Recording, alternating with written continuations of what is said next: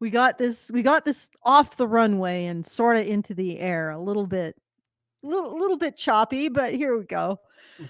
Hi everyone, my name is Allison. Welcome to my personal channel, Genderatic, Jendal. Gendel. Gen- oh God, that sounds terrible. That sounds like it's gonna be a new gender, Gendel. Jendal sounds like a monster from Beowulf. Oh, well, Grendel, Gendel. Okay. It sounds like the female version of Grendel. Oh, the feminist version. Okay, so welcome to my channel, Genderatic, where we're going to discuss the latest episode of House of the Dragon, which actually very much surprised me. So stay tuned for that. Before we begin, if you want to send us a message, you can do so at feedthebadger.com/slash just the tip, the way they usually do.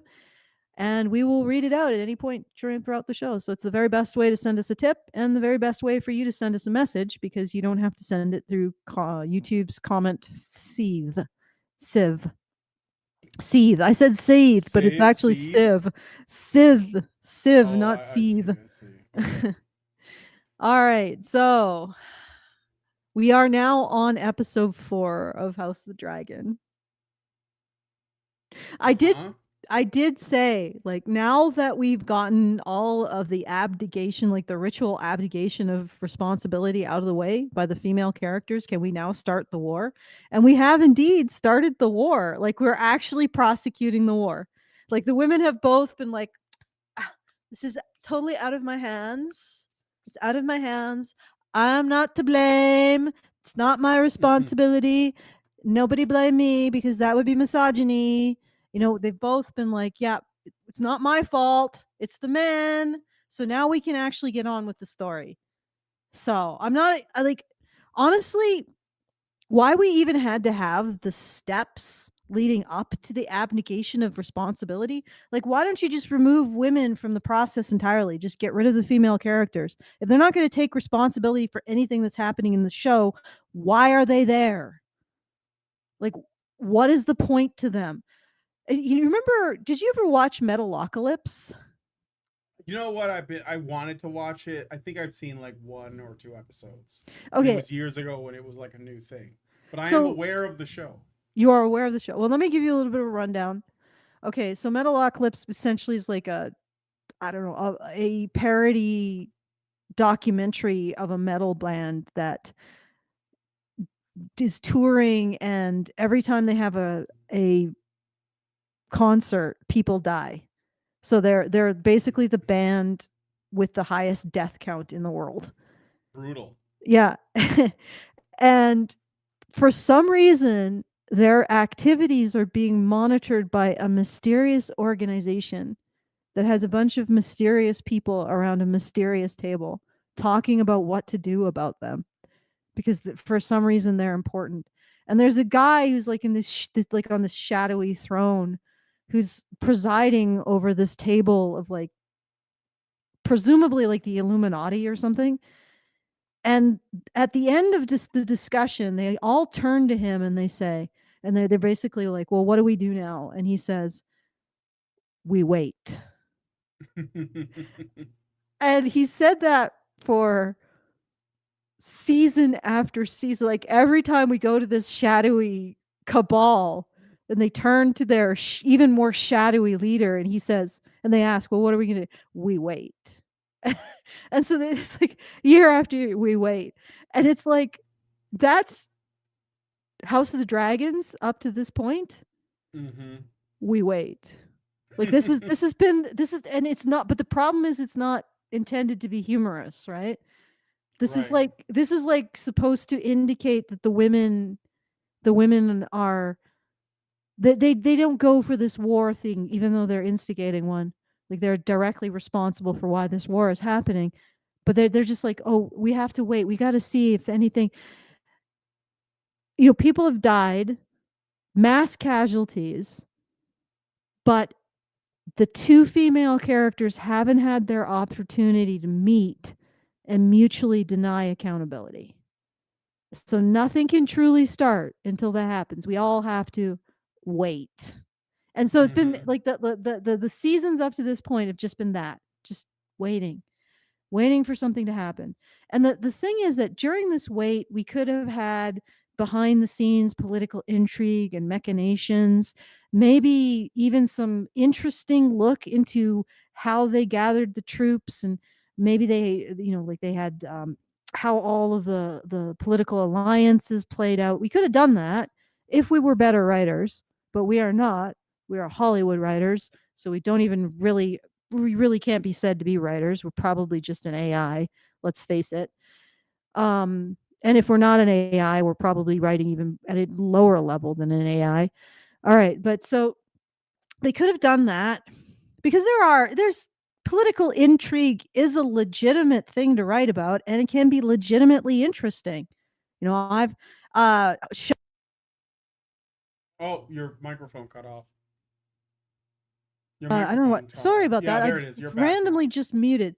But Shogun. There's a lot of interesting sort of things happening in Shogun related to political intrigue and kind of fake outs and all that kind of thing.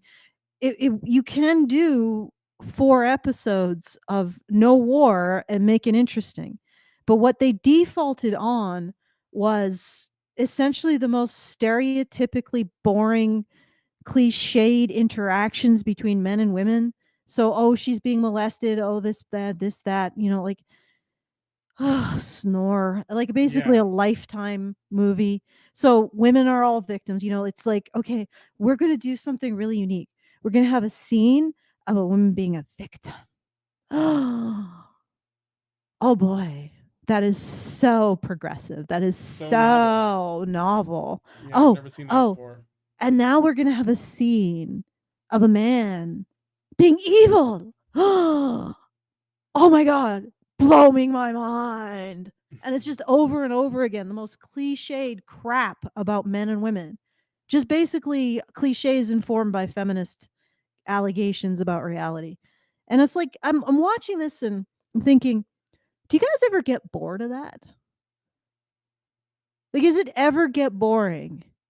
Just scenes of women being victims, doing nothing, being victims, absolving themselves of responsibility, taking no, not taking charge, not making decisions, and just being afraid of men, and then having men being like, "Ah, blah, blah, I'm so awful, I'm an ogre, blah blah blah." It's like, do you ever get like, hey, this is dumb and repetitive, and I'm an idiot for liking it? Does that ever cross your mind?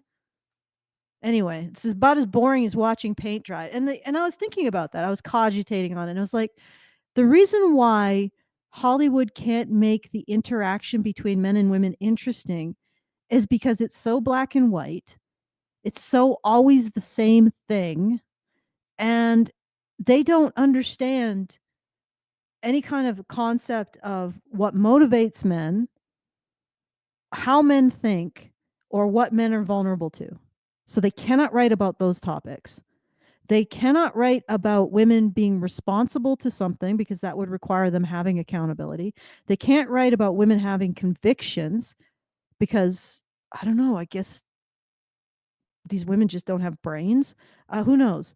They can't write about women having positive relationships with men. So what are they left with? It's just scene after scene of women being victims and men doing callous things, or even presented as being callous when they're not really being callous. They're just being practical. And it was it just occurred to me because I was on Twitter. I looked at this tweet. Maybe I'll send it to you because it might be interesting to put it up. Okay. Um, and so I was retweeting this. Let's see.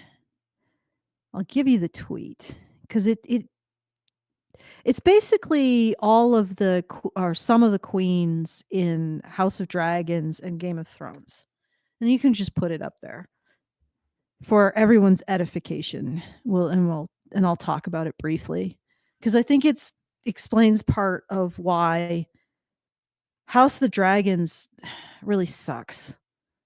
It does? I thought you said that this one wasn't so bad. Oh no, this one I haven't even gotten to. I'm just explaining why everything up to this one sucked. And then we can explain why this one doesn't suck. But if All you could right, put so that tweet up. I'm gonna display it, but don't say anything because if you talk, the scene is gonna switch. So just Okay. long enough for them to absorb it. So drink it in, guys. Oh, wait, why? Oh, I know why. Hold on a second. Let me share this tab instead. Okay, Okay. now I'm switching. You're gonna have to scroll down to see all of it, I think. Yeah, I'll scroll down a little bit. I'm just gonna let it sit for like 3 seconds, and I'm gonna scroll down for 3 seconds, and then I'm gonna cut back. Okay. Okay. Oops. Wait. Mm-hmm.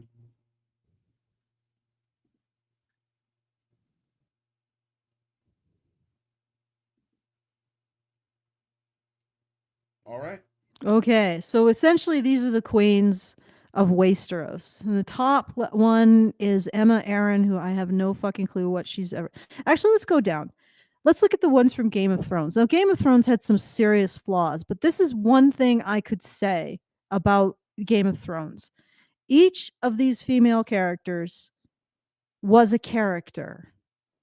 They had aspirations, they had convictions, they had flaws, they had approaches that they took.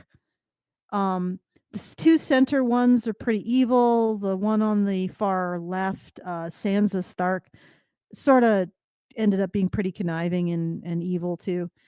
Marguerite Tyrell wasn't too bad. Like she tended to move towards the manipulative, but not necessarily in a bad way. And she also had ambition. She wanted to be the queen of queens, essentially. And then Cersei was just sort of like maybe a bit bog standard evil queen.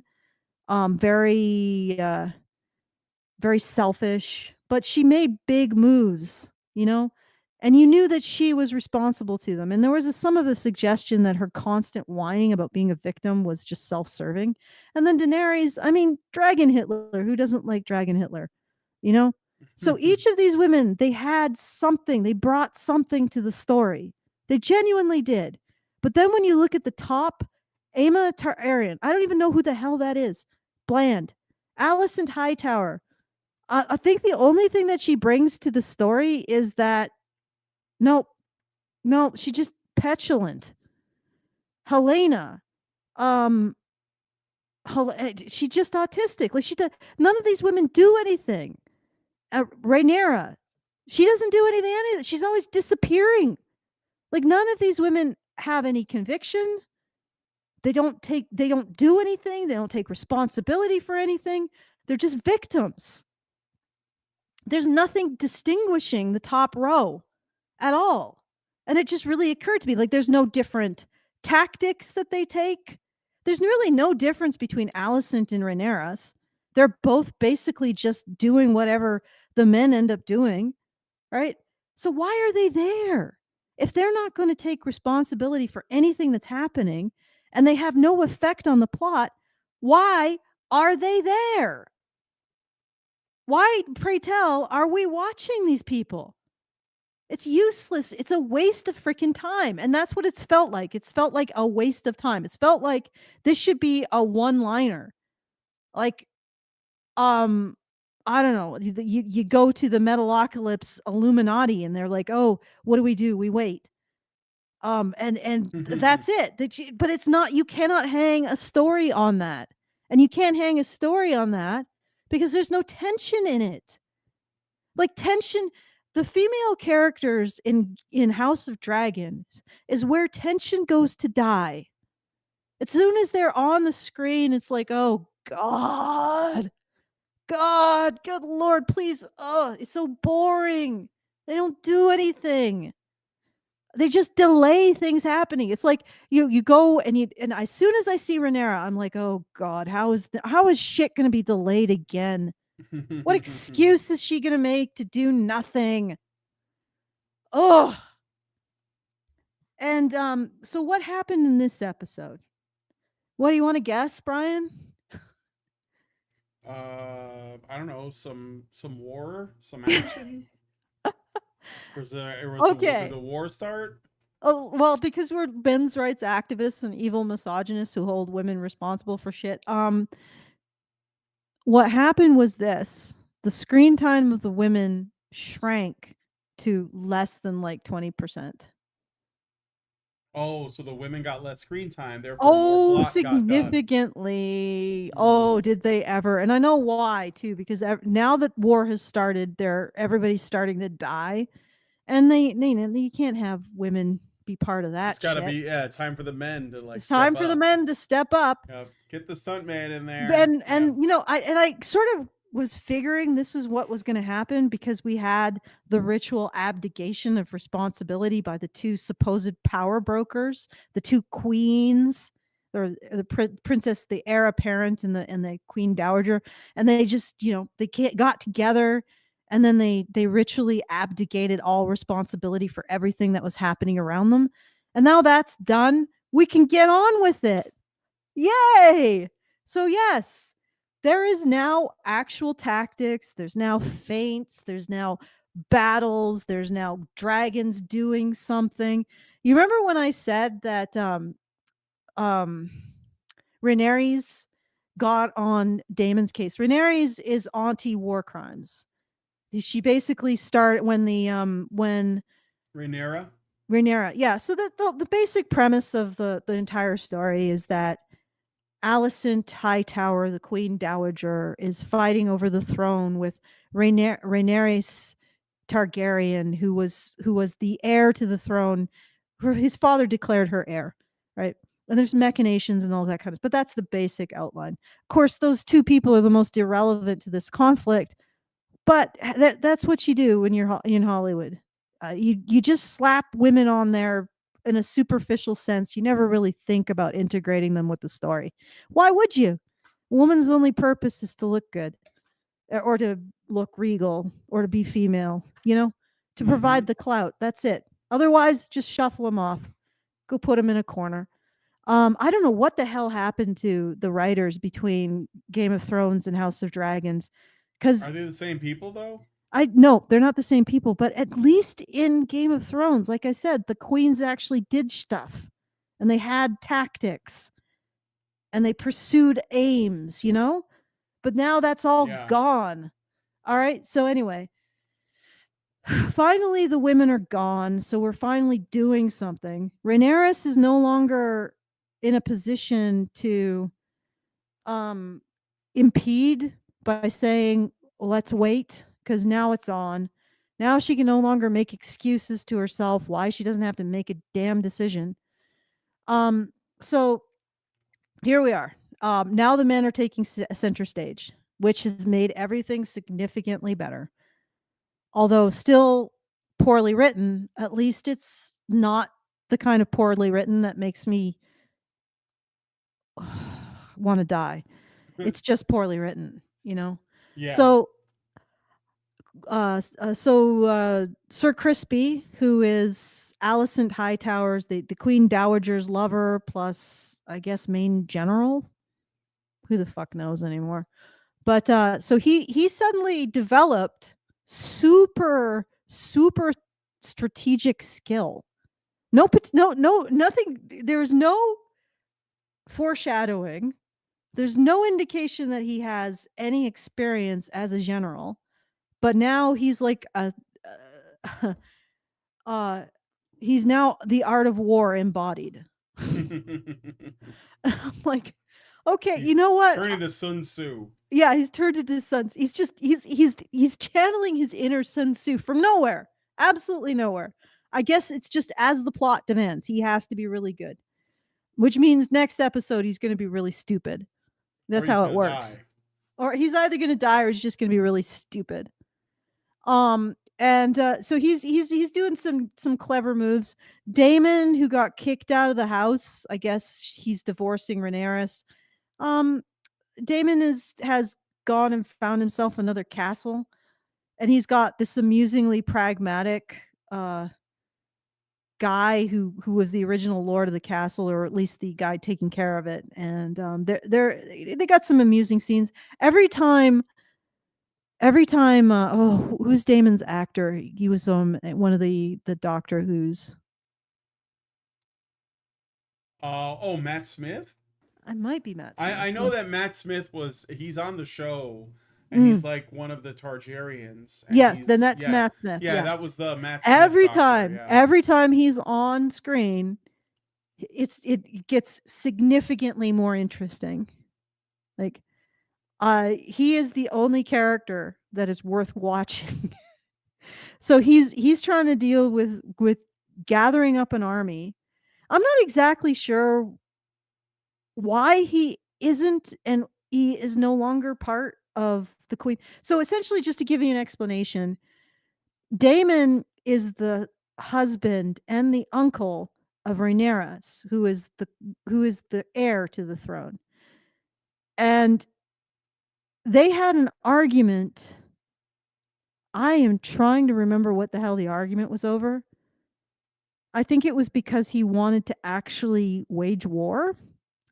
It may be because he wanted to get the Auntie War Crimes,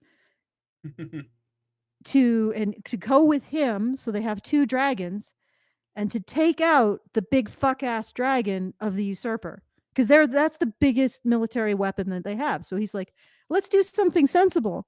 And then Auntie War Crimes is like, does it involve killing civilians? Like, am I going to be able to kill any infants or women or children?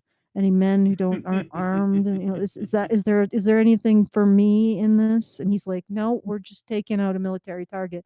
She's like, nope, there's not enough. There's not enough violations of the Geneva Convention in that.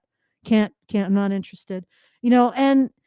And apparently, I guess that got back to Rhaenyra, because she's never there. She doesn't delegate, and she doesn't lead, and she doesn't even usually stay with the people who are fighting for her.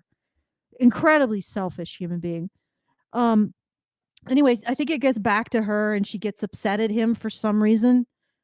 Not because of the choking, because she probably is into that, but there's a scene where they're having this argument. He just starts to randomly choke her. I'm like, this is someone's thinly disguised fetish. We need some kink in here. Yeah, Throw some kink in there right now.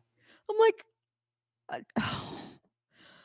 oh, good Lord. Anyway, so they get into an argument. He leaves. He's got one of their big dragons, right? So they've just lost like 1/4 of their military power because she's pissed at him, and I don't even remember why.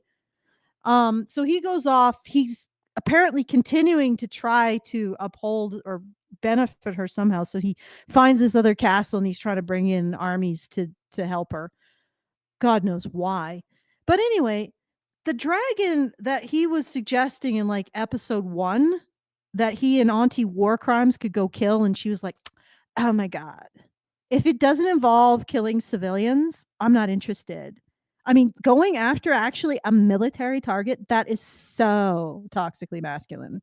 I mean, really. Ugh, I need to kill babies, not military targets. How dare. Anyway. So, but that big fuck ass dragon now ends up killing her. So there was a point in the beginning episode where the two of them together could have taken out the biggest threat to their side, right? Presumably, Daemon had a really sensible reason for proposing it first. Well, that's it. Now it's come back and bit them in the ass while they're down one Daemon, right? So she's dead. Thank fuck. That's like the best part of the episode. Auntie War Crimes is finally paid for her crimes. The small folk of Westeros can breathe a sigh of relief, because there was justice. I don't know if it was justice, because I think they were like, "Oh my god, she's such a brave and stunning woman warrior, and look at she's disappeared. She's dying. Oh, won't you shed a tear?" I'm like, so far this one has got the biggest body count of all of them. And the biggest body count in the most horrific way possible. Like just opening fire or just crushing a bunch of people who are just doing a thing. Like anyway, just a civilian gathering, just crushing a bunch of people. Like not in war. No, just hey daddy, I want to go see the big event at the castle. Sure, Timmy. Squish. Ugh. Like, yeah, it's just like, and I'm supposed to be sad? Like the one with the biggest body count is now dead, and I'm supposed to shed a tear for her. Why? All she did was kill civilians and be an obstacle to actually prosecuting a war that was completely obvious to anybody with any sense. Okay? Like, as long as Alicent wasn't going to relent or Rhaenyra wasn't going to relent, war was inevitable. And Rhaenyra, if she wanted to go and talk to Alicent, she should have had one thing to say: I surrender. That's it. That's the only reason she should have gone and spoke to her. Anyway, fuck it. So she's dead. She got killed by the very dragon that Daemon was like, hey, you and me, we could take that out because that's a big threat. And she's like, no, that's, oh God, talking sense. That's so man. That's such a man thing to do. And it's like, I'm like watching all this and I'm like, it really shows that whoever is writing this doesn't understand politics, doesn't understand war, doesn't understand social contracts, doesn't understand law, doesn't understand physics, doesn't understand geography, doesn't understand logistics, doesn't understand travel, doesn't understand boats, doesn't understand horses, or like the means of travel in the Middle Ages. All they understand is soap opera dramatics. Oh. But like I said, at least this episode, people are doing stuff. Like, there's actual battles. Daemon is exploring his castle and having weird experiences with actually interesting women. Like there's this herbalist woman who's a little weird. She's a bit eccentric, and she was interesting to watch for the time she was on screen. I was like, wow, this is a female character I wouldn't mind seeing more interactions between her and Daemon.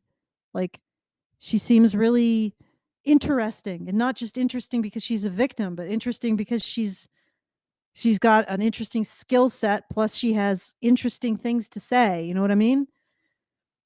Yeah. Like, she's a character. She is earning her screen time by doing things that are intriguing. But anyway, at the same time as this episode was not as painful, I don't know if I have as much to say about it because it's not as painful. Oh. Oh man, I'm trying to think if there's anything stupid that happened. Well, is it building to something, you think? Like, do you foresee the direction it's headed in? Do I foresee a direction? Yeah, like, where is this going? Like, you know what I'm saying? Where is this going? Like, do you foresee that? Do you see, Well, like, obviously it's Westeros, so everybody's there's going no to die horribly. foreshadowing? Yeah, I mean, unexpectedly or not, because like if you know it's coming, it's not unexpected, right? I don't think it's unexpected. I mean, I'm not particularly surprised by anything that's happened, but I haven't made any predictions. The king that Alicent put on the throne may have died this episode. May have. Maybe he's still alive, but he's probably not going to be able to sit the throne. So now his the second brother is probably the king, which will be very interesting because he's not as easy to control. Oh, I guess one thing. I know I'm not Okay. supposed to, but I actually feel a lot of sympathy for Aegon, who's the king, because he really gets shit on a lot. Like, his mother in this episode just basically said, "Shut up and sit down, kid. You don't know what the hell you're doing," which basically has been what's been said to him this entire time, even though he never even wanted to be king. You know, so it's like he's like, I never wanted this role. I was never groomed for this role, and now you're shitting on me for not being good at it. And the other thing is that one of his kids, who he was shown to be attached to, was murdered, right? Yeah. And so he's sort of dealing with this, with that grief. I mean, as usual, they make their writing very inconsistent characters, so you never really know exactly what they're trying to do with their characters. But I think that um I think they might be trying to make him I can't tell. Like here's the thing. I don't know how these people have jobs because they're not very good at writing. They Right. don't seem to make an effort to make this stuff I very think, explicable. somebody made a video that I think, well, I was talking about this with Lindsay, and there is something happening um, with our entertainment. There are people trying to tell stories, and there are people who are creating content. And I Mm, think most of what we're getting on streaming services is content. mm, It's like you need more of this fix, and the writing is it only exists to serve creating more content. So, mm.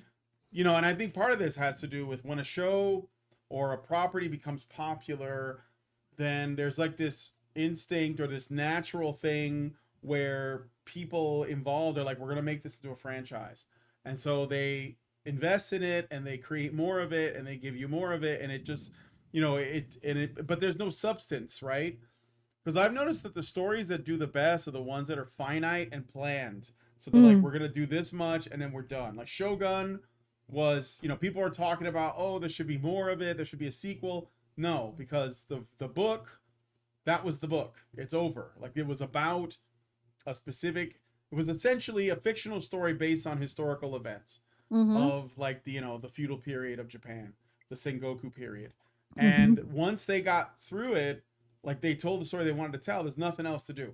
And I mhm. think that if they were tempted, if there was enough pressure and they started doing They a are doing it. Shogun series, yeah, they might. It's gonna turn into content. It's gonna be Mhm, a thing where you just want to see the next character, the next love triangle, the next death, the next whatever, and it gets boring. And because mhm. it's sort of like, I think that there's a difference between something that was made with the intention of telling a story that is complete, even if it takes a while to do.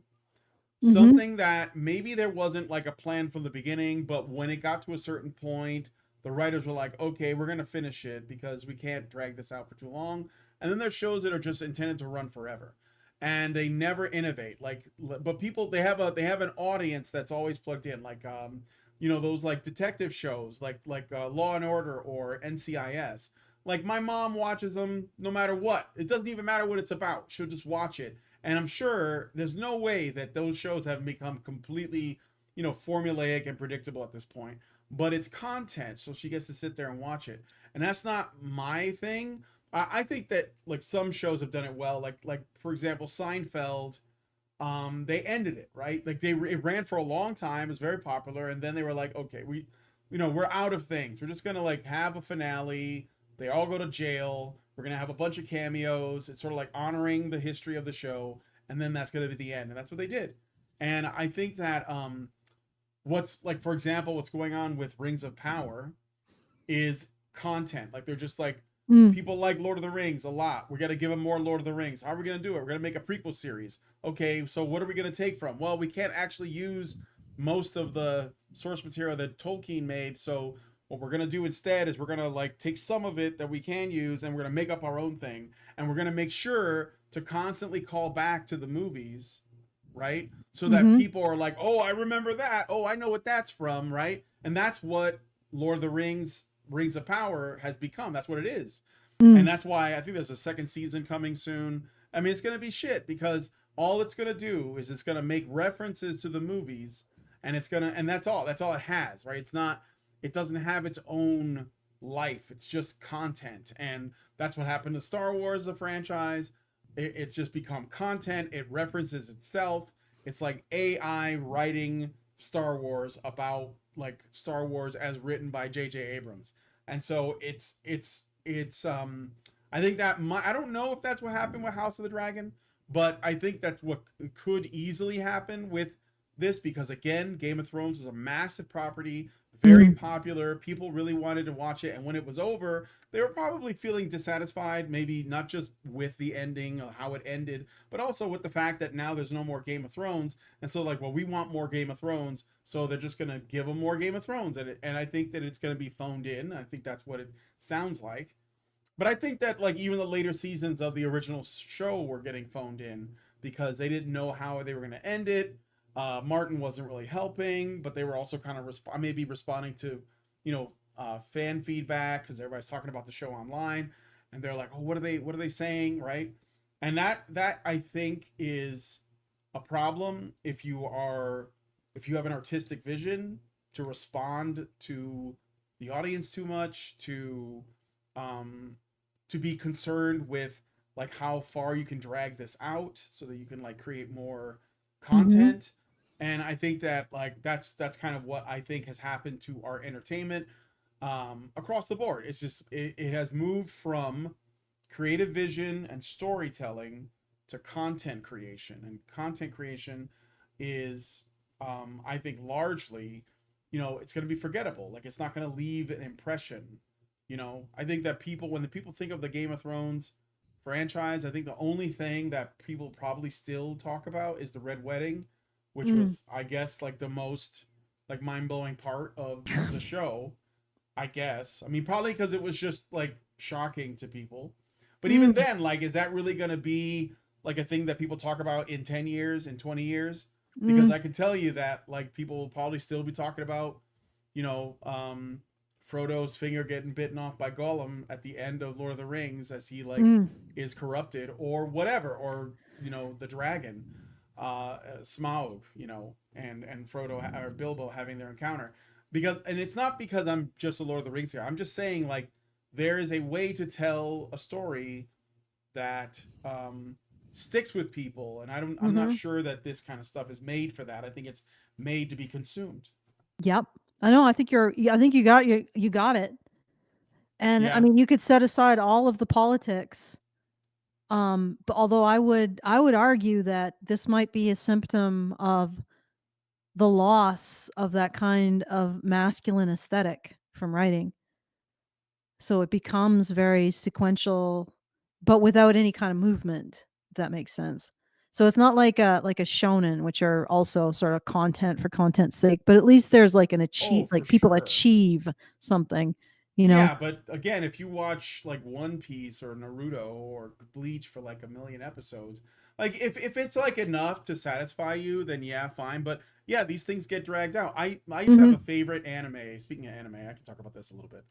I used to love this show called Ranma One Half. It came out in the 80s. You ever heard of Ranma One Half? Yes, It's kind of yes. like a martial arts comedy, The romance. creator, I like she made something called Mason House, which Yeah, is a yeah. romantic comedy, Maisani which I ca Koku, yep. that was hers, and another one called it was about a boxer. She does good funny stories. Like, and Ranma was one of my favorites, but it ran for like there's like hundreds of episodes, and about I want to say like I got pretty far in, and I was like, you know what, this is never gonna be resolved. Like we're never gonna see. We know that they're gonna get together, like Ranma and Akane, which is basically what the story revolves around. Is these this pair that is like they don't like each other, but they totally do like each other, and you just want them to just hurry up and like get together. But they know, just like the X Files, they know if Scully and Mully get together, Scully and Mulder, if Scully and Mulder ever get together, it's the death of the show. So they got to keep the romantic tension there, and that will they won't they thing. It never ends. You ever see X Files? Yes, I watched quite a bit of To X-Files. and I figured Yeah, you I know did. So exactly what you're that talking about. the Mulder and Scully thing, right? That Mhm. would like everyone wanted them to get together, but the writers knew that if they did, it would be the end of the show because like that was part of what kept them hanging on. Now I don't know if the X Files, would you say that it went too long, like they could have ended it a while ago, or do you think it I could have didn't gone watch for a little a longer, or lot of it. I know that it went on, but the thing is that it was episodic with like a little mystery for each one, so it's hard to say because the yeah? focus wasn't necessarily on the romance. Like if it had been much more on the romance, I think it would have gotten stale pretty quick. But I know what you're talking about. It's like this sort of extended. It's like there's a complete lack of setup. And that's one of the things, I mean, if I were to bring it back to the topic that this episode did have a bit of setup and payoff in terms of its strategy. So spoilers, Sir Crispy, the butt monkey who suddenly became, Sir Crispy. yes, well, no, Sir Crispy, like he was the general of the Queen Dowager, right? And he suddenly became Sun Tzu, right? Oh, yeah, right. Yeah, right, Yeah. right. He set something up in which he was hiding their big fuck ass dragon in a woods. I mean, it wasn't really that impressive a feint, to be honest. Um, but it seemed impressive at the time because it was set. It was actually the writing around that was pretty okay. It's like the writing around all of the battle in which the characters have a goal and they're doing something is not bad. It's not fantastic. It's not something to write home for, but it's serviceable. But the writing around anything to do with intrapersonal dynamics is terrible. And I'm wonder if it's because, I mean, maybe I just have more of a more of an interest. Actually, I don't think I have more of an interest in battles over interpersonal dynamics because I do actually enjoy romance, political drama, and court scheming, that kind of stuff. It's just that it Yeah. feels like that was done very badly, and I wonder if it's because the the writers really struggle with setting believable stakes and goals in intrapersonal drama. Like they struggle with it, and part of the reason why they're struggling with it is because they have such a simplistic stereotype view of men and women and their dynamics. I think that might be the case. So they really default onto almost cartoonish and childish dramatics rather than more of a subtle interplay, like a subtle pushing up against each other, like you see in Shogun. Like these characters are subtle with everything they do, but it's there. And Yeah. you can tell when one is insulting the other, even though they do it with absolute politeness, you know, and all of that kind of stuff. So it's like really it is well done, and it seems to have an understanding of how men and women conduct themselves and interact, and how they interact with each other. Because it's like there are no male friendships in Westeros. You know, Yeah. there's no There's no positive, male friendships. no male friendships. There's no real positive interaction between male characters. It's all just coarse and bullying. What And the about female, I mean, are you talking about just with House of the Dragon, or are you talking yeah, about House of the throughout? Dragon. It was Okay. better in Game of Thrones. I guess there Um, was something in Game of Thrones. There was like Jon Snow and that guy Sam, the kind of yeah, chubby yeah, guy. Okay. yeah, and Tyrell and Varys. Like there was or Tywin and Varys, and maybe a bit Tywin and his other brother. But there's little bits of it, right? In House of the Dragon, there's, as far as I can remember, there's none. There's no, and there isn't really any kind of friendship in the whole story. Honestly, there's no. Um, well, one scene that was actually not bad was, and I knew what they were doing when they did it. They had this scene where the king is with his dragon, like the king that may have died, and they obviously have a good relationship. Like the dragon sort of booped him with his snoot, sort of thing, and he petted the dragon, and it was the first time you actually saw a genuine smile on the guy's face. So it was Hmm. like this one moment I'm like, oh yeah, they're setting up for something horrible, aren't they? So you can't really invest in anything either. But yeah, and then the final scene of the episode is him like possibly dead and the dragon dying. So there you go. But that's about, I mean, I'm thinking about it. That's like the one depiction of a relationship with any kind of joy. After the king, like the former king's dead, like there's nothing. And Yeah. it's, I don't know, it's between a man and a dragon. It's not even between people. It's like so deeply misanthropic. Like even though Shogun is about power players and people engaging in a lot of politicking and war, they don't seem so hateful to each other, if that makes sense.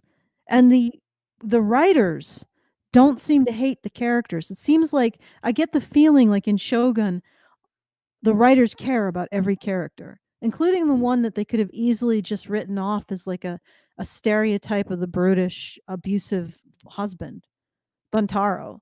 Like it felt like they cared about his motivation and even his character arc. You know, they Yeah, I agree. I thought like when Lindsay and I were watching, I thought that Buntaro was going to be like a one-dimensional, just kind of like an angry, like abusive dude. And they did a really good job of like bringing a lot of subtlety to his character, and I ended up liking him quite a bit. I mean, especially when we're talking about the Buntaro from Shogun, right? yeah, yeah. Yeah, yeah. Especially when he chose to stay, spoilers for Shogun, which you should totally watch because it's good. Hmm. When he chose to stay behind while they were like trying to escape in the boats, like early on, Hmm. and he was like fighting, and I was like, oh man, that guy went out like a G.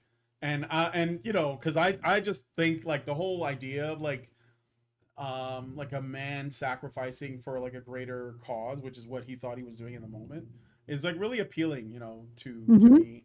And then he like turns out he survived, and I'm like, holy shit, this guy's even more badass. And then, but then like they show this like side of him, and you think what I like is that he's a very deep character, and he's not even a primary character. He's kind of a secondary No. character, but they do a really good job of bringing a lot of depth to him. They also do that with Blackthorn and all these other characters that you're hoping they don't make them into like weird two-dimensional stereotypes. Like I was hoping they weren't going to make Blackthorn into this like, anti kind of like an anti-white savior character because Mm. there's so much anti of that.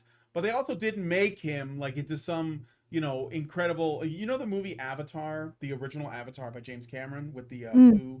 the blue Yeah, they didn't people. make him into the The yeah. the guy from that where he was like, they were doing this crazy foreshadowing where you have the human and he's in the Avatar body, and they're talking about, I don't remember because I only saw the movie once, but there was like that beast that like they were like no one's ever ridden it before, and I was like Mhm. sitting in the theater going he's gonna ride it, and then at the end he does. Like that's just cringe to me. Like it's just, Yeah, it is. I don't know, it's just like it's a little too on the nose. Like I'm not a fan, but they didn't do that. Like Blackthorn was just a guy with his own motivations, just like everybody else, and it just made a lot of sense. And I love it when it seems like it's really hard for writers to write people like full human beings. Like they Mm. want to make them into like some kind of avatar for their talking points, whether that's like a pro Or content. message or it's just content. Like, oh well, would this show needs like a fast talking cigar chomping fat guy, so we're just gonna put one in there. Like, Mm. no, it doesn't need that. Like, there's a way to do this well. So Yeah, no, I agree. Like Shogun, like I said, it felt like the writers cared about each and every character they wrote about. And they gave them these moments where they had incredible depth. Even the ones you'd think that they would just go with like a one-note villain. They never did. Not even the Portuguese, like the Portuguese Catholics who are, I guess, sort of the villain. Every single sort character. of, but even Yeah, I then, mean, like again, they didn't make them two I guess the dimensional. chancellor was a little bit one note, but Yeah, maybe. But sleazy perhaps would be the right way of putting it. He's a bit of a yeah. sleaze. But yeah, it's like they and it was that kind of real intimacy with their characters, and it earned all of its emotional moments, Shogun, because the writers cared about the characters, cared about character consistency, cared about depicting them in ways that were believable. They didn't just do things for content or um, just because, and that's completely missing in in House of the Dragons. And I won't say it's completely missing in Game of Thrones, but you're right. It's just like let's make content and these female characters. And I know that the female audience, they seem to love this shit, But these characters, these female characters, are not very respectfully rendered, like, in my No. opinion. Like they're just very simplistic puppets and expressions of somebody's opinion about men and women, which really flattens the characterization, because you can't get away from it. If you are making these statements about men and women, or if you look at men and women in very stereotypical terms with very little sympathy, then you are going to write flat, boring characters. Period. They're just mouthpieces, both the males and the females. And you don't have any subtlety or nuance in your ability to depict men or women. And it shows. Game of Thrones really shows. It's boorish. It's like,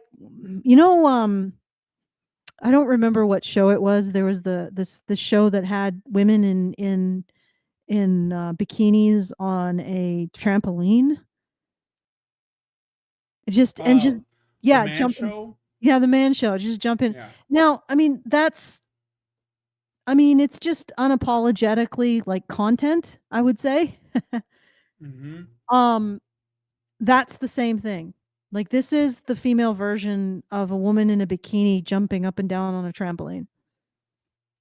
It is as shallow and hormonal and dumb, but it pretends to be something more than it is. And Yeah. that's what's really sort of hilarious about it. And if Yeah. like Joe Sakura, I think, said, one of our commentators said that there's a whole bunch of wacky stuff about to happen. That's good, because it'll just tear the lid off of all they're trying to do, or all they're trying to pretend to do. So you get what I'm saying? It's basically Yeah. just simple stereotypes about men and women being repeated over and over and over again, because it's gratifying for a female audience that has no interest in any kind of nuance, any kind of deeper understanding of human beings. They just want to see tits jumping the girl equivalent of tits on a what are those things called? Trampoline. Trampoline. Trampoline. Okay. And I mean, like, I'm not trying to like malign tits on a trampoline, but because it knows what it is, right? Yeah. Women don't know that that's what they're doing with things like House of Dragons. Or yeah. They don't know. They don't have the decency to realize that what they're watching, at least the first 4 episodes, is the equivalent of that. And instead they think it's high art, and it isn't, and it sucks. But it's not. It's gotten better, because now the women have done their ritual abnegation of responsibility, and we're following the men. Yay! As I could have predicted, the male characters are once again more interesting. Yeah. Well, there's more because they do stuff. Yeah, there's more you can do with them. Yeah, there's more you can do with them, and more that they can apparently do. All right, so I think I'm gonna say that's good. Once again, unless you have anything further to add to this, Brian. Once again, if you want to send us a message, I can make a recommendation. Okay. I think the best stories write people as human beings, warts and all. And that reminds me of a movie. Lindsay and I love this movie, watch it every so often. And we watched it last night, called Best of Show. Ever heard of Best of Show? I've actually watched it. Yeah. Oh, about the dog show? Yes. And there are all these like crazy characters, but they feel like the reason why they're so funny is because they are real people. Like, there are people like these people, and they're all like from they're different walks of life, different parts of the country, and they are all funny, and they're all like, endearing, and there aren't really any villains in it. Like, there are people who are more neurotic, and it makes them appear that way. But I think it's a good movie if you've ever seen it. Somebody sent Super Chows apparently, so should look at Yes. the Super Chows. Okay, so I could read that if you want. Yeah. Somebody anonymous sends us $5 and says anti-war crimes is basically Israel. You said it, not I. We're just reading the Super Chows. We're just reading the Super Chows. Yes, that's the Spinal Tap people. Yes, it's the Spinal. But and they even make a reference to Spinal Tap in the movie, because there's like this big dog show called the Mayfair Dog Show. It's like a huge deal for this, like, you know, I guess this city in Philadelphia, and they go to the hotel to like get their rooms, and the hotel manager is the same hotel manager from This Is Spinal Tap. And he even like says, you know, I had a rock band come through here once, you know, and so if you like Spinal Tap, you'll like this one too. I like Best in Show more. Actually, I think it's funnier than Spinal Tap, but that's just me. But yeah, it's the same guys. So anyway, all right. As an owner of a sensitive dog, I do appreciate Best in Show. Yeah. Where's our Busy Bee? We got to get a Busy Bee for JoJo. He's got lots of toys, though. He doesn't need any more.